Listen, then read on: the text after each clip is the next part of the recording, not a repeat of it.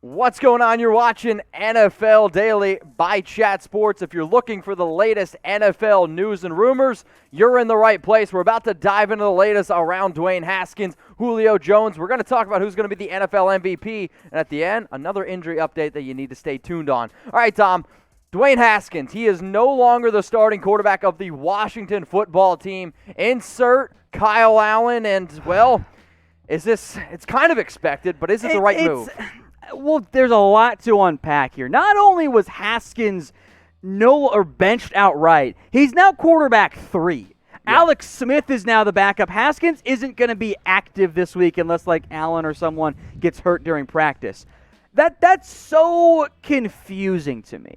Because you were in position to potentially take a quarterback last year, and you wanted to see, okay, maybe Haskins can be our guy. Your owner mandated Haskins was the pick in round 1. Yep. They wanted him.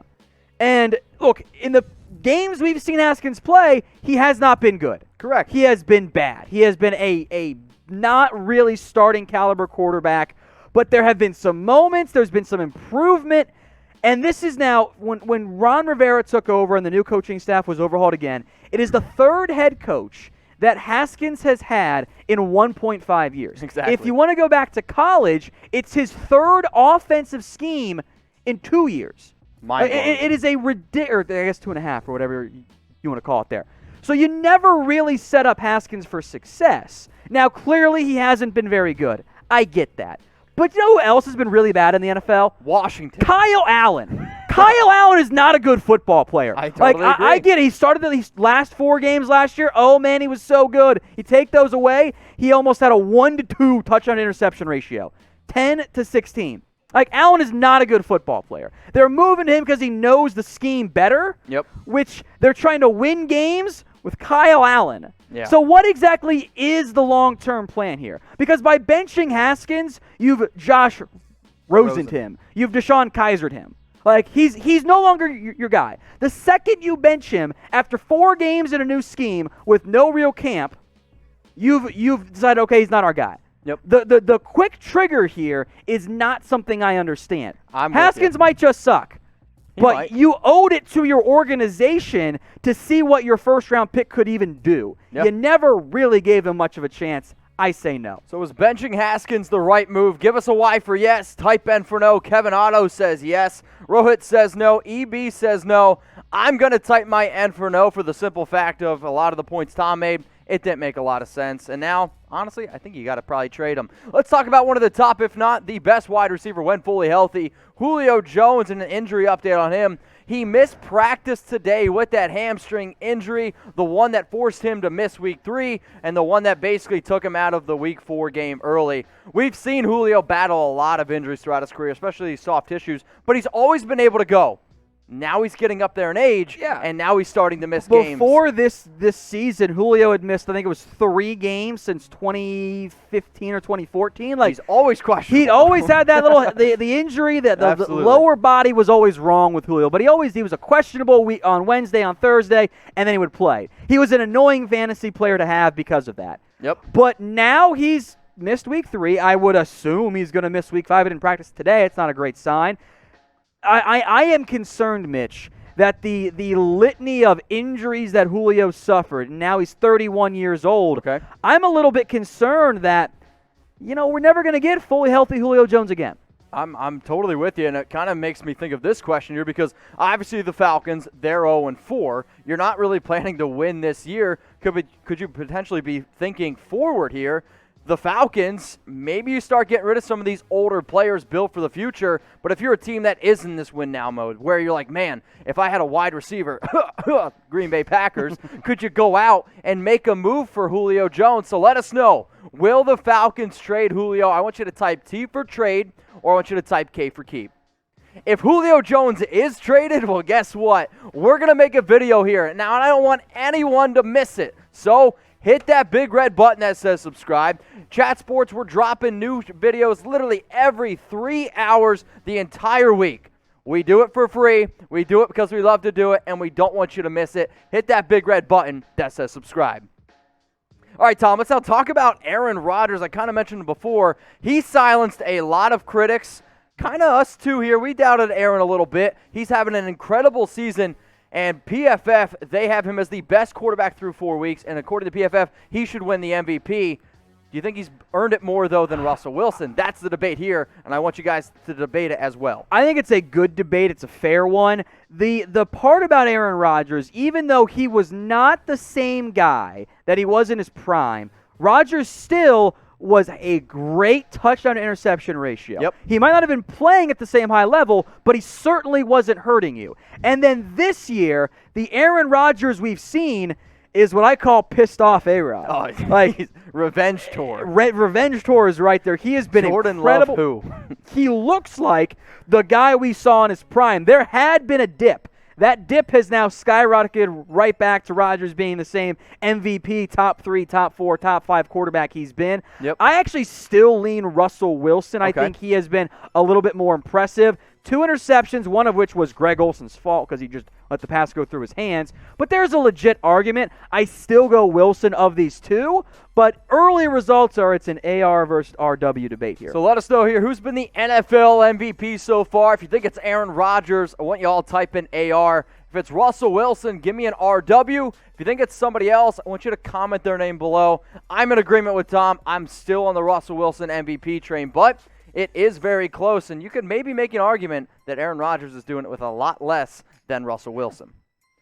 The Tennessee Titans, oh boy, oh boy, oh boy. Are they in trouble because, well, there's some pictures, there's some news swirling that it looks like they potentially broke their COVID protocol. Yeah, there's a lot going on here for Tennessee. Background here, of course, as you guys know, last week's game for Tennessee got postponed. Correct. Because they had a COVID outbreak. Now, there is some maybe not miscommunication, some lack of clarity in terms of the exact timeline. The players got together, the offensive guys worked out at a local school, and then the defensive backs got together at a different one. They were all working out together. Here's the photo, by the way, of the Titans offensive guys Obviously getting together. it's hard to see. Which, like, the players were like, I plead the fifth. Like, okay, first off, if you do that on Twitter, you're in reality also, there's admitting players guilt. yelling at the person who ended up breaking the story. Like, they are in his feed right now. And also, the head of the school was like, yeah, Ryan Tannehill called and we said it was fine. Oh, man. Sorry, you got busted. Now, the confusion here is there are reports that the NFL told the Titans not only is the facility closed, you can't get together elsewhere. In person. There's some dispute on that part. So the timeline might be off there. But now week 5's in jeopardy. Correct. Because some of the offensive players who may or may not have been at that practice. Most recently, Corey Davis. Corey Davis today was revealed. He tested positive as well. Because they got together. They didn't follow whatever protocol was supposed to be in place. Yes. That's a big-time concern, Mitch. Like, you can't do that. Correct. You and blew now, it. But it's not only impacting, it obviously already impacted week 4. If this impacts week 5, right now one of the rumors going around here is that the Titans could potentially forfeit this game. So we are curious on whether or not y'all think that Tennessee should have to forfeit their week 5 game. 1 for yes, 0 for no. I think the answer is no.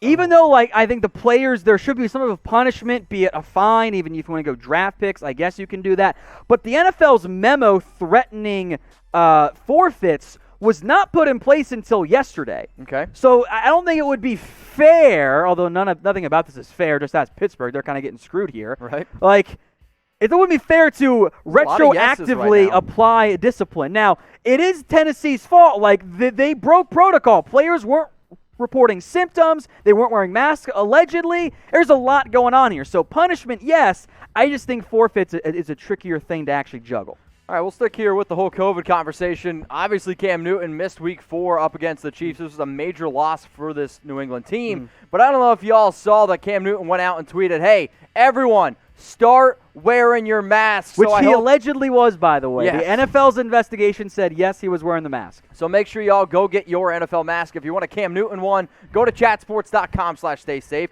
If you're looking for a pack of 4, pack of 3, Titans players pack of could 2, use some, apparently. Absolutely. Chatsports.com/staysafe. Heck, we even have the ones that the players are wearing on the field. Great deals here, ranging from $29.99 all the way down to $13.99 when on sale. So, bottom line, we want football to stay around. Do your part, wash your hands, wear a freaking mask. Chatsports.com/staysafe.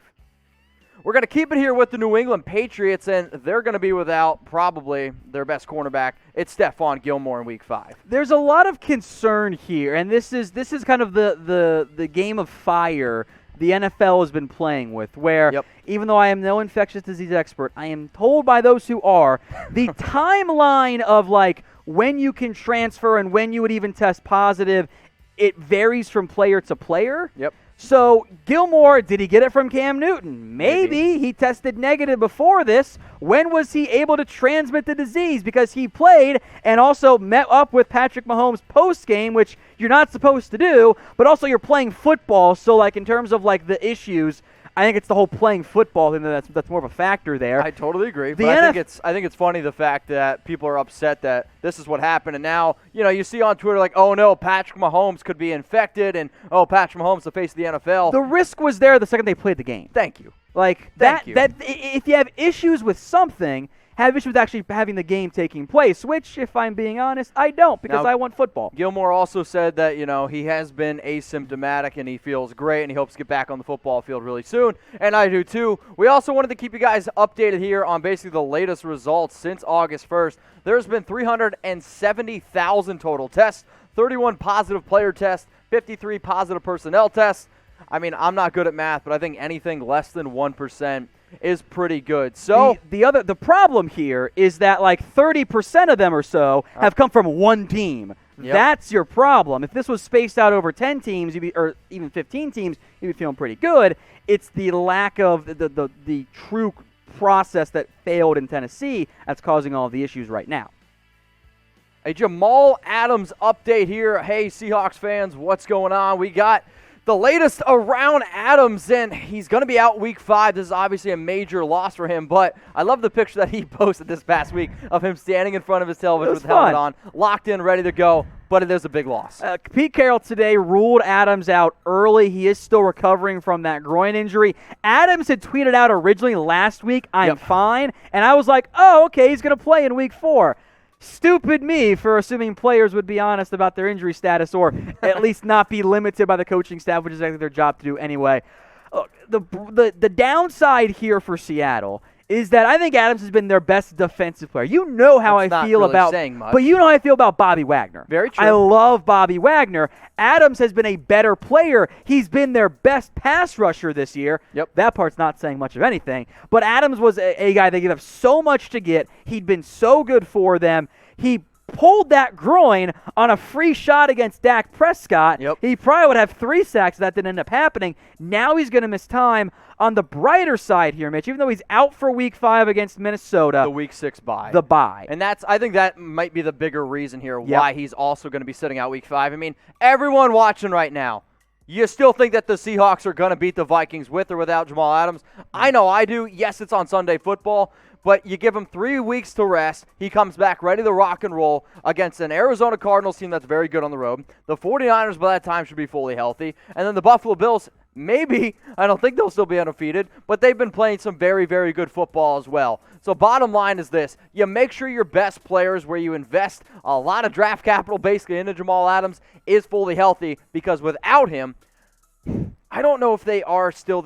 they're, in my opinion, the favorite here in the NFC. Without him, I might actually take the Green Bay Packers. I think that's a reasonable reaction there. Again, the bright side is, in theory, the extra time off this week plus the bye will give Adams time to get fully healthy. So in terms of how concerned I am, because they're already 4-0, it's actually fairly low for me. I think it's like maybe a 3. A 3? Yeah, I'm not too concerned right now. I think we'll be fine. So let us know what your panic level is over Jamal Adams. Rate it on a scale from 1 to 10. If you want to rate it as a 0, you can do that too. Here at Chat Sports, we want your participation. 1 being you're not worried at all. 10 being you're absolutely freaking out.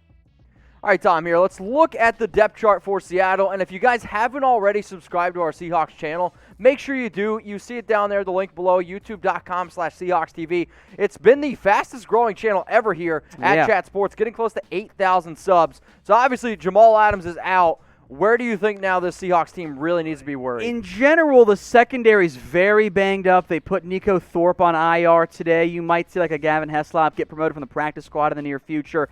DJ Reed is someone Pete Carroll said could come back soon. Yep. He's out till at least week 6, so True. He's not going to help you this week. Maybe Lano Hill gets back. The bright side for Seattle is that Ryan Neal has been wildly impressive this year. Like, he has stepped up with Jamal Adams out and has picked off 2 passes. Yeah. One of them was the game-ending desperation heave by the Cowboys. Still counts, so baby. It still counts.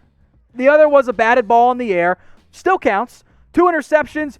He's hit pretty hard as well. I've been pleasantly surprised by the play of Ryan Neal. And if you're looking for a guy, okay, can we just survive with him for a couple of weeks? This is going to work out fine for Seattle. Not what they thought was going to happen. They thought maybe we can move Marquise Blair there or Hill. They're all banged up right now. So I like this for Seattle. The play that Ryan Neal has done is a very positive sign for them. Now, everyone out there, I hope you guys are staying safe. I hope you're doing what you need to do. The easiest way right now to make sure that you're doing the right things, go get yourself a mask. If you want a Seattle Seahawks face mask, they come in packs of 3 like you see on screen, or packs of 4, packs of 2. They even come in single masks. If you want a Cam Newton, a Russell Wilson, they are all available at the link that you see below, chatsports.com/staysafe. It'll be in the comments. It'll be in the description. Also, make sure that you wash your face masks, right? These that we're providing you are machine washable. Think about what you wear in your clothes. You wash them. It is very, very important also to wash your face mask. Do the right thing. Because they get gross otherwise. They get very gross. I don't know about you. I woke up the one morning, I had some acne going on my face. Why? I didn't wash my mask. Don't be like me. Wash your mask. Go to chatsports.com/staysafe.